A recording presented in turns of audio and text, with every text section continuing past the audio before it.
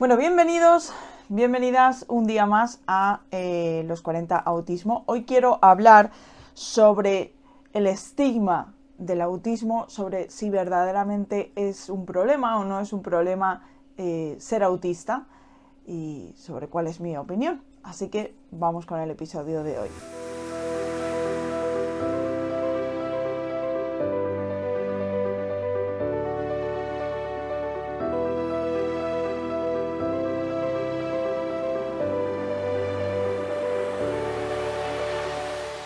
Bueno, como digo, hoy quiero hablar sobre si realmente ser autista es un problema. Esto viene, bueno, pues porque el otro día recibí un comentario en el que una persona se sorprendía, ¿no? Digamos, de mi orgullo. Pero esto lo quiero comentar luego porque antes quería comentaros alguna cosita. Y es que he estado pensando, en hacer una newsletter. He puesto unas encuestas, he puesto una en YouTube y otra en Telegram. Si ya has respondido, no hagas nada, porque no quiero que se dupliquen votos, ¿vale? Pero si no has respondido, en las notas del programa debajo te voy a dejar el enlace al canal de Telegram para que vayas a la encuesta, ¿vale? Me gustaría que votaras, porque me gustaría saber vuestra opinión. ¿Qué es lo que tengo pensado hacer? Porque yo también, a mí me pasa que cuando yo oigo newsletter me echo un poco a temblar. Hay cosas que me interesan mucho y me apunto a newsletter y luego muchas veces no las leo. Porque ya lo leeré y al final se pasan los meses y no he leído nada. Y bueno, pues esto tampoco es, ¿no? O sea, tampoco quiero hacer el esfuerzo si esto va a ser así, por eso os estoy preguntando. Pero sí es cierto que yo he pensado que una manera de hacerlo incluso ameno es hacer una al mes, en la que yo cuente, bueno, pues cuáles han sido mis experiencias, qué cosas he hecho, qué libros he leído, bueno, un poco resumiendo ese mes a nivel autista, ¿no? Qué progresos he hecho, yo qué sé, cómo me he sentido, qué he intentado hacer para resolverlo, ¿no? Una especie de, podría ser como una especie de diario, pero es una vez al mes. Trataría de que no fuera excesivamente larga, porque sé que esto también puede abrumar incluso, pero sí mantener el contacto desde ese punto de vista, ¿de acuerdo? Desde ese modo. Entonces, si no has votado todavía, por favor, vete a votar, ¿vale? Al canal de Telegram. Y si ya has votado, pues nada, te lo agradezco. Y si estás viendo esto mucho tiempo después, pues posiblemente ya exista esta newsletter y solo tienes que entrar en mi web, y si entras en mi web lo vas a ver rápido si existe o no existe esta newsletter. La web es a los 40autismo, 40 con número.com, ¿vale?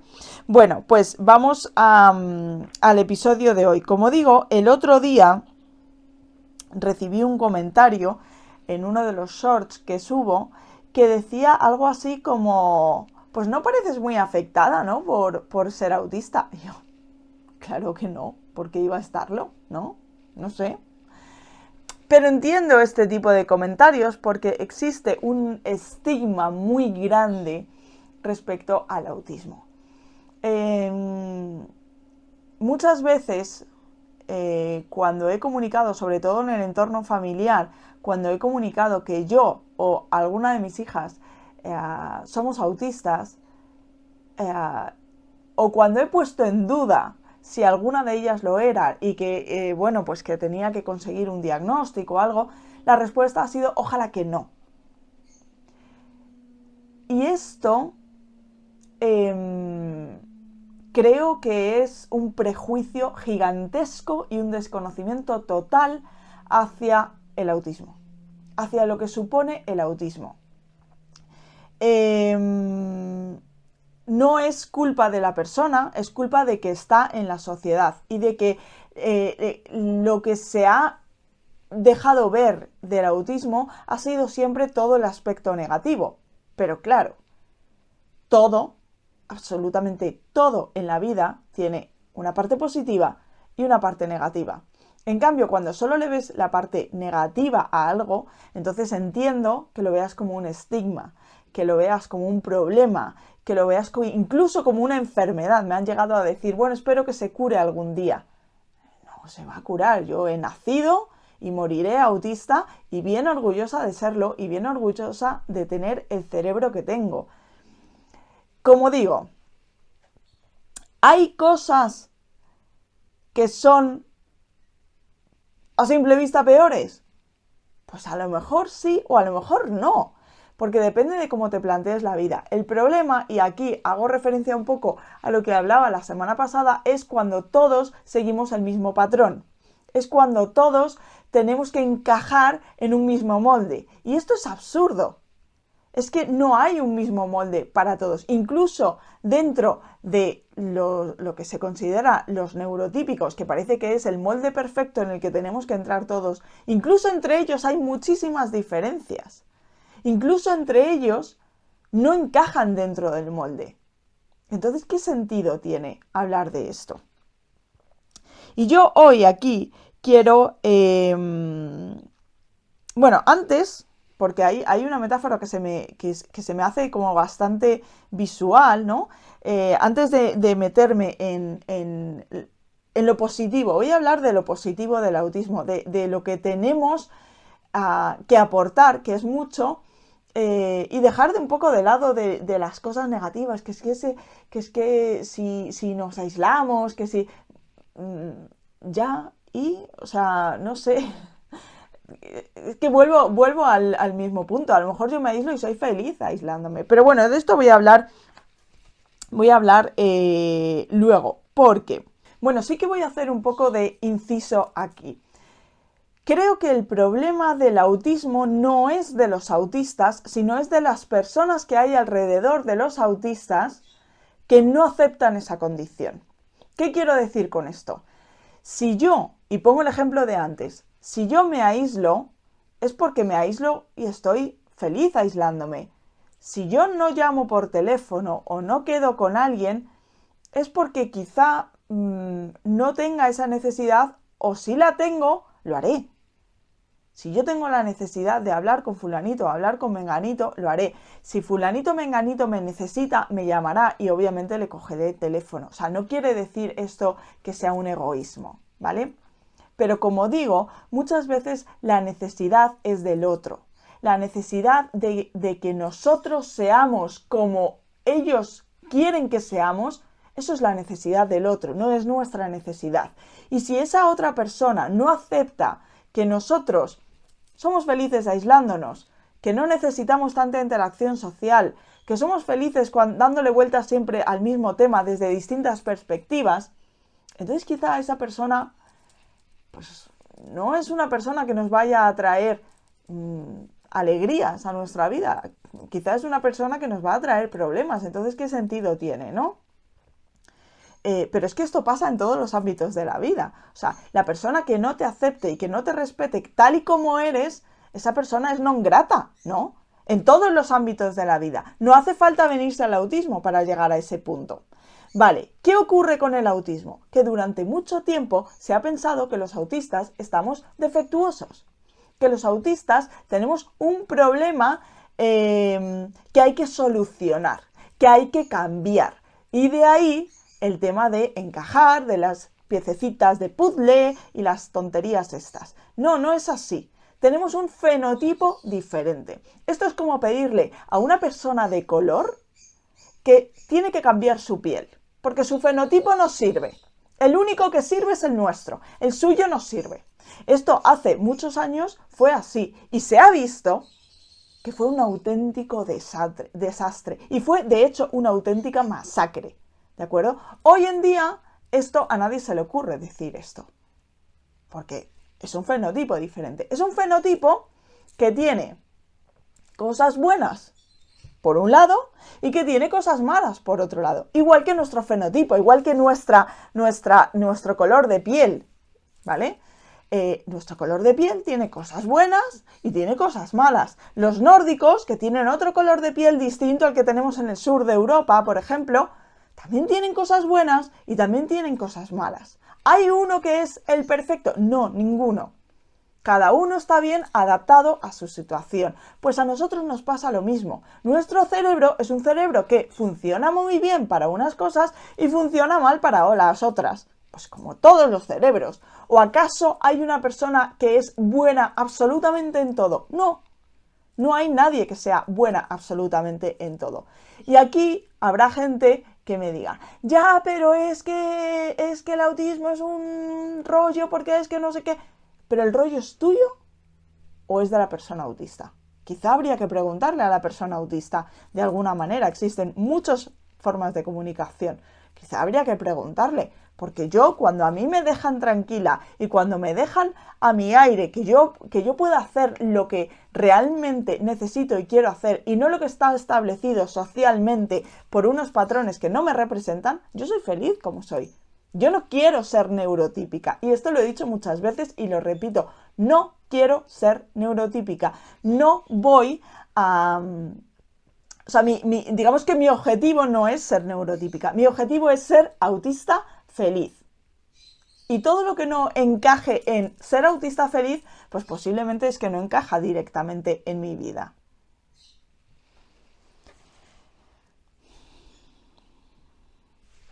Bueno, y después de esto, que últimamente me tiene así un pelín enfadada, sobre todo en el ámbito de la educación, porque se habla mucho de la atención a la diversidad y demás, pero luego se habla de, bueno, se habla como de aquella manera, ¿no? Sí, tenemos que atender a la diversidad, pero que la diversidad sea todo uno, ¿no? Y entonces, pues, los niños tienen que hacer no sé qué y se tienen que esforzar más. Y no, eso no es atención a la diversidad. Eso es, aquí hay un problema y tenemos que ser todos iguales, ¿no? Estoy un poco quemada con ese tema últimamente y en general con, bueno, algunos profesionales que me he encontrado que su afán es convertirnos en neurotípicos a todos. Y esto lo vengo repitiendo ya en los últimos episodios. Entonces, volvamos al principio del episodio. Tenemos cosas buenas, tenemos cosas muy buenas que se pueden utilizar, que se pueden potenciar. Y hay una para mí que es como el superpoder, que realmente yo la utilizo mucho a mi favor. Y creo que en parte eso hace que muchas veces reciba comentarios como de sorpresa o de satisfacción. Estoy hablando de los intereses restringidos. Sí, a los autistas nos da por un tema y digamos que llegamos a obsesionarnos con ese tema. Porque no es que, ¿ves? Es que incluso yo también estoy utilizando un lenguaje con connotación negativa. No es una obsesión, es una necesidad de conocimiento muy profundo. Vale, como tenemos esa capacidad, porque no todo el mundo tiene la capacidad de profundizar tanto en un tema. De hecho, conozco muchos cerebros que en cuanto les metes un poquito más de información, colapsan y no son capaces de entrar más en ese tema, en profundidad. Es como, ay, qué rollo, otra vez con lo mismo, o sea, no tienen esa capacidad, se quedan más en la superficie. Y parece que eso es lo correcto. No es lo correcto, porque profundizar mucho en un tema te ayuda a saber más de ese tema. ¿Qué hago yo muchas veces? Sabiendo que mi cerebro tiene esa capacidad de ahondar mucho en la información relativa a algo que me interese a mí en el momento. Intentar forzar un interés restringido. Esto lo he hecho muchas veces. Y antes no me daba cuenta. No era consciente de que lo estaba haciendo, pero a medida que voy sabiendo más del autismo, que me voy conociendo más, que voy siendo más consciente de qué hago y que me observo más, me he dado cuenta de que hay veces, y ahora ya de forma totalmente consciente, que digo, vale, Nuria, necesitamos saber mucho de este tema. Vamos a hacer que esto sea nuestro interés restringido de aquí a los próximos meses o el tiempo que sea. ¿Siempre lo he conseguido? No siempre, porque si es verdad que el tema no me llama por ningún lado, me resulta excesivamente aburrido. Pero también me he dado cuenta de que cuando eso me pasa es porque no lo estoy viendo con la óptica que debería verlo. Voy a poner un ejemplo. Siempre he sido muy desastre con las tareas de la casa. Es un tema que me ha interesado cero. Nunca me ha interesado este tema. No le he visto nada. Pero claro, bueno, por un bien de la salud mental, ¿no? Pues a veces necesitamos un poco orden, ¿no? Necesitamos espacios, ¿no? No sé cómo decirlo. O sea, ha habido veces que he sido consciente de que menos es más en mi cabeza. Y cuantas menos cosas haya en mi entorno y a mi alrededor, mejor. Pero es cierto que soy muy desastre para mantener, ¿no? Entonces, bueno, pues de una forma inconsciente dije, vale, esto se tiene que convertir en mi interés restringido de alguna manera. Pero ¿cómo? Si es que a mí no me gusta limpiar, ni me gusta... Hay gente que tiene satisfacción a la hora de limpiar, ¿no? Está sucio y hago un esfuerzo y de repente esto se vuelve en algo limpio.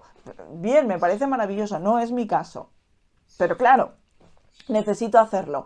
Y como solo me muevo por intereses restringidos hasta que automatizo esa tarea y entonces ya lo puedo hacer, pues ¿cómo puedo hacer esto que sea un interés restringido? Pues en mi caso lo que hice fue leer, informarme. A mí me gusta, yo soy una devoradora de información.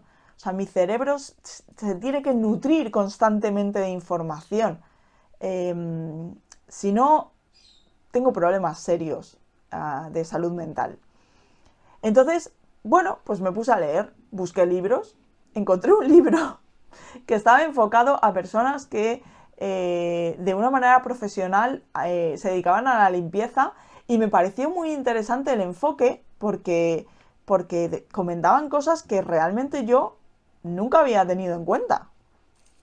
Y luego encontré varios canales de YouTube. Esto sí que es cierto que el libro, si os interesa, os lo puedo dejar. No me lo terminé porque era muy largo y aparte la misma escritora decía que era un libro de consulta, no era un libro para leer, pero me pareció muy interesante la parte que leí. Bueno, si os interesa me lo dejáis en comentarios. El canal de YouTube, los canales de YouTube, ahí sí que busqué en inglés y busqué a gente que está en Estados Unidos. Encontré varios y me ayudaron mucho. Porque el hecho de ver a otra persona cómo hace esas cosas y por qué las hace así y cómo queda el resultado final hizo que yo me enganchara. Hizo que eso al final se convirtiese en mi interés restringido. Y durante, creo que aproximadamente un año, año y medio, ha sido mi interés restringido. Y entonces buscaba en Pinterest, buscaba otros canales, seguía a estas personas que hacían estos vídeos en YouTube, los buscaba en Instagram, seguía un poco su vida, su filosofía, ¿no? ¿Por qué hacían las cosas de esta manera? Es decir, como yo sabía que simplemente cogiendo la bayeta y empezando a quitar el polvo o cogiendo una bolsa de basura y empezando a tirar cosas no se iba a activar en mí ese proceso que para mi cerebro es tan fácil, pues lo que hice fue irme por otro lado, que yo sé que para mi cerebro le viene bien, que es consumo de información. Y de esa manera conseguí enganchar a mi cerebro a una cosa que a mí personalmente me interesaba. Porque ¿qué pasa muchas veces? Yo no sé si a vosotros os pasa, pero a mí me pasa constantemente. Hay veces, bueno, constantemente no, cada vez menos, tengo que decirlo, pero hay veces que el que manda es mi cerebro, no soy yo. Y el hecho de que mande mi cerebro llega a ser incluso muy desagradable. Porque hay veces, ahora mismo me está empezando a pasar, pero sé, he movido la cámara sin querer, sé que en cuanto deje de grabar el episodio va a volver todo a la normalidad. El problema es cuando esto me pasa de una manera continuada en el tiempo. ¿Qué es lo que me está pasando ahora? Que yo siento que mi cerebro se está inflamando dentro de mi cráneo. Siento que está como... ¿Cómo decirlo? Es como cuando haces pesas y el músculo está mucho tiempo en acción y como que se inflama un poco. No porque estés echando músculo, sino porque es justo en ese momento en el que tú estás haciendo el ejercicio que el músculo pues está, es que hay una palabra para definir esto, pero no me acuerdo ahora cuál es. También cuando tú te das un golpe, al final como que se inflama un poco, hay como trabajo interno, ¿no? A mí me pasa eso en el cerebro. Cuando mi cerebro va a 1000 por hora, que pasa varias veces a lo largo del día, lo noto como inflamado y noto que mi cráneo se queda pequeño para el cerebro. Es una sensación muy desagradable, es una sensación que trato de evitar en la medida de lo posible porque me puede llevar a un dolor absoluto de cabeza y a tener que parar mi día y dejar de hacer todo lo que tenía que hacer porque es que no puedo, o sea, ya va solo, ¿no? O sea, ya va solo. Entonces esto trato de controlarlo. Yo no sé si a vosotros os pasa esto, pero yo esto trato de controlarlo, trato de encontrar señales de alarma que, digamos, de alguna manera me avisen antes de que esto vaya a pasar, ¿no? Entonces, bueno, ¿en qué se basa esto realmente? Se basa en autoconocimiento, se basa en observación. A mí no me hace falta tener un diario para hacer esto, pero si a ti a lo mejor te hace falta tener un diario o ir apuntando cómo te sientes, creo que es un buen ejercicio, porque eso te va a hacer a ti saber de qué manera puedes introducir la información a tu cerebro para que se convierta en interés restringido y que puedas utilizar pues, una cosa que tenemos que verdaderamente es que es una herramienta súper útil, porque es que nos puede, no sé, nos puede dar muchas cosas buenas, ¿no? Bueno, lo dejo aquí. A ver qué pensáis vosotros, me comentáis en comentarios y demás. Recordad, por favor, si no habéis respondido a la encuesta de la newsletter, responder, tanto si sí os parece como si no lo vais a leer. Otra cosa es que este fin de semana, esto es interesante, este fin de semana estuve en un curso muy interesante y ese curso era de funciones ejecutivas, de autonomía en la neurodivergencia. No específicamente en autismo, pero al final como son primas hermanas, casi hermanas más que primas, bueno, pues servía para todos. El caso es que eso me llevó a sacar una serie de conclusiones acerca de las funciones ejecutivas, de cómo a veces me hacen bien, cómo a veces me hacen mal, de algunos consejos que daba que a mí me habían servido. Bueno, toda esta información, si queréis leerla, está en el blog. En alos40autismo.com. Dejo también el enlace en la descripción de este episodio. Y otra cosita más. A ver, todavía queda, pero claro, yo aquí ya me tengo que anticipar. Estamos en el episodio 39. Quedan 11, 10 ya, porque este ya está hecho, para el episodio 50. Y me gustaría hacer algo especial en el episodio 50. Son 10 semanas. Todavía queda, pero bueno, por eso de la anticipación. Yo había pensado en hacer algo especial ya para el episodio 50, pero bueno, estoy abierta a que me comentéis cositas y que me digáis a ver qué os parece, qué os apetece y demás, ¿vale? Así que, bueno, ahí os lo dejo también por si queréis poner algo. Y ya por último, como siempre, agradezco muchísimo las donaciones que estáis haciendo y si quieres aportar a este proyecto, pues nada, puedes hacer una donación, tienes también el enlace en la cajita de descripción y bueno, pues te agradeceré muchísimo esa pequeña aportación a este proyecto para hacer que este proyecto, pues eso, que sea visible, que llegue cada vez a más gente y que cada vez más gente entienda cómo se ve desde dentro el autismo. Así que nada, un abrazo enorme y nos vemos en el próximo episodio. ¡Chao!